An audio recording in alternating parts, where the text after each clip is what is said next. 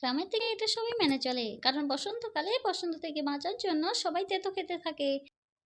তাই তো সবাই এই সময় খুঁজে বেড়ায় নিম পাতা কুড়িয়ে গিমা শাক, থানকুনি শাক বা যে কোনো ধরনের তেতো খাওয়া। আর সব কিছু এখন চলেছে শেষের মাথায়, কারণ নিম পাতা কুড়িয়ে আর পাওয়া যায় না, সেগুলো এখন পাতা হয়ে গেছে। আর এই যে গিমা শাক খাওয়া, এখন আমি তুলছি গিমা শাক, এটাও বেশ তেতোই লাগে। আর এটাও বসন্তকালের জন্য খুব উপকারী, তাই তো গ্রামের থেকে সবাই এটা খুবই ভালোভাবেই খায়।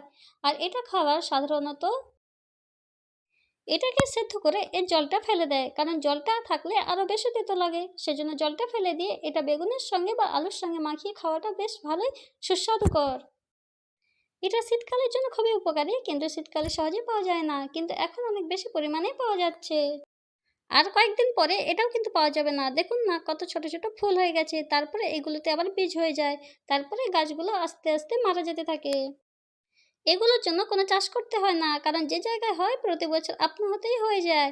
আর এখানে কোনো সার বা ওষুধের প্রয়োজন হয় না, তাই তো এটা আমাদের স্বাস্থ্যের পক্ষে আরও বেশি উপকারী হয়। এখন আমি কিমা শাক তুলে নিয়ে বাছতে বসে গেছি, কেমনভাবে বাছতে হয় সেটাই আপনাদেরকে দেখিয়ে দিচ্ছি। এর বাছার দিকটাও খুব ইন্টারেস্টিং, শুধু গোড়াটা একটু শক্ত করে ধরে তারপর এইভাবে টেনে দিলেই কিন্তু পাতাগুলো চলে আসে, আর ডাঁটাটা থেকে যায়। ডাঁটাটা ফেলে দিই আর পাতাগুলো সব নিয়ে নিই।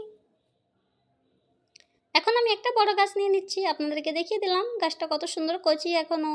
এরপরে কিন্তু এর তেক্ততা আরও বাড়তে থাকে, যত রোদের তাপ বাড়ে তত এর পাতাগুলো আরও বেশি তেতো হতে থাকে, তাই এই সময়টা খাওয়া আরও বেশি ভালো। আর এই যে সবগুলো তুলে নিয়েছি, আর এই যে ডাঁটাটা, ওটা আমি ফেলে দিলাম, আর পাতাগুলো এক জায়গায় রেখে দিলাম।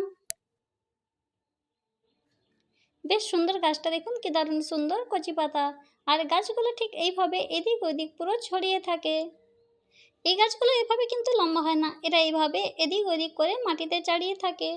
এইভাবে একটা গাছকে ধরে আমি তার সব পাতাগুলো চুড়ে নিলাম, আর ডাঁটাটা ফেলে দেবো, আর পাতাগুলো দেখুন এক জায়গায় রেখে দিচ্ছি।